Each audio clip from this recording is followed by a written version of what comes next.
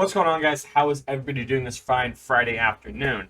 If you guys don't know what this weekend holds for us, it is what this video is about. It is the Euro 2020 knockout stage. And in today's video, just like we did a couple weeks ago, I'm going to be predicting what happens in this knockout stage, in addition to see how I did predicting the group stages. So let's get into it.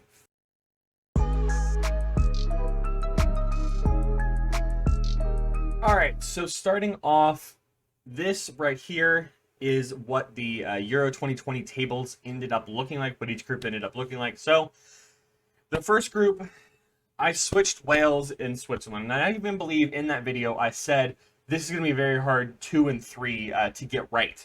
But unfortunately, I actually believe Switzerland goes through to the knockout stages. They do. So I technically got that one right. Sort of, not really, but kind of. But moving on to Group B, I said Belgium, Denmark, Finland, and then Russia, so exactly in that correct order. I got also Group C right, had that in the right order. This one I actually predicted this right in the video. I saw it outside the video, and I think I said in stream a couple times that I thought Croatia was going to top the group and not England. But in the video, looking at this also, I flipped 3 and 4. I said Scotland was going to finish 4th. Czech Republic were going to finish 3rd, and I think I actually flipped that right at the very end in that video. Now this one, Group E. I'm kind of just rushing through this because, we'll see who moves on once we get into the actual predicting the knockout stages. This one I royally butchered. I think Spain was the only team that I predicted in the right spot. So in my video, I had Poland, Spain, Sweden, and then Slovakia. So no, and I didn't even have Sweden going through to the knockout stages, so I was very, very, very wrong with Group E. Group F gave me heart attacks multiple times during, if you were there on Wednesday's stream, morning stream, I did 2 on Wednesday, you would have known this game gave me heart attacks through the whole thing. But I predicted this one right. I didn't predict Portugal was going to go through on on points. In fact, that they do. But so that's kind of a quick, kind of 2-minute recap on what happened in the knockout stages. However, this is what we're really here for, which is the tournament actual kind of going through and seeing what these teams have in store for the next couple of weeks. I believe it's another 2 weeks for the Euros, maybe a little bit longer. I don't know exactly when the final. No, the final is on the 11th. So yeah, a little bit, about 2 weeks or so. But the first one we have Belgium and Portugal. Portugal looked very, very good. But I think the Belgian midfield and their strike force is just a little bit too much to handle for Portugal. Portugal looked like, especially in Germany, I mean, you could see Germany just tore them apart, realistically. The game against France, they had the penalties. Game against Hungary, they struggled. I think the German game was really the only one that they weren't gifted any opportunities necessarily. So I think Belgium go through there. Italy, I would say, is probably my dark horse to finish 4th, I would say. Yeah, I would say probably they'll finish 4th or so, but I think that they're going to handle Austria very easily.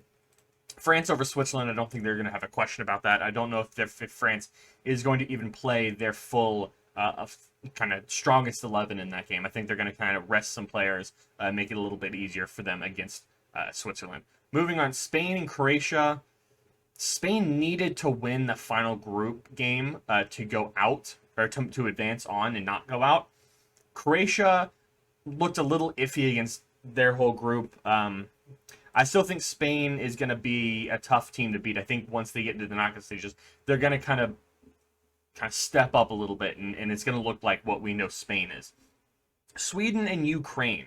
I didn't really get to watch a whole lot of C and E, so I don't really know how these two teams progress, but I'm just going to go based off of how just points and goal differential and all that in that group, and I'm going to take Sweden going through there.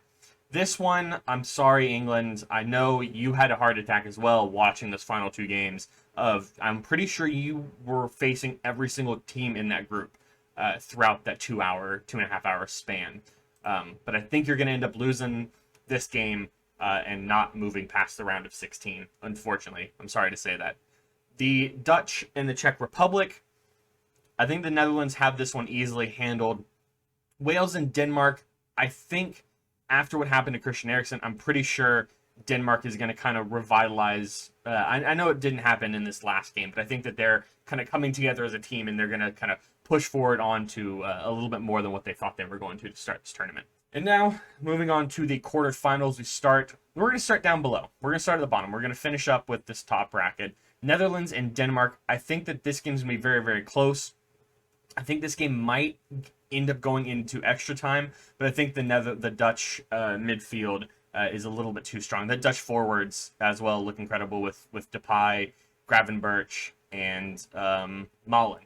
I think that's how you say it. Malen. I don't know. I know he's linked to Dortmund, actually. I'm pretty sure. A possible replacement for Jadon Sancho if he does end up leaving this summer. I hope not, but we'll see. Moving up, Sweden and Germany. Germany we're going to put through. I think that they're going to be able to recover. Jurgen Love, I don't think, is going to have enough influence to screw up this team like he's been trying to do in the group stages. At least that's what it looks like. As a German supporter, it looks like he's trying to do anything that he can to just get out of the job as fast as possible. France and Spain. France is just way too dangerous. Belgium, I think that Belgian midfield, like I was talking about earlier, is going to overcome the Italian back. I think that's back seven for them with their four back and then their three midfielders.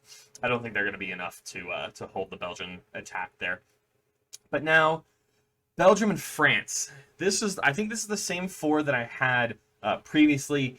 Italy has a very, very good chance to end up actually being in this group here against France, but I don't think they're going to make it through either way. But I think France ends up pulling this one out, and Germany, I think, is going to pull that one out against the Dutch. I think this is going to be like a 3-1 German win, and this is going to be probably a 2-0 France win, excuse me. Now, France and Germany. This is now after I was able to watch that first game of the group where Germany was able to hold France to the singular own goal by Mats Hummels. And this one gives me a lot more kind of questions on how this game actually ends up.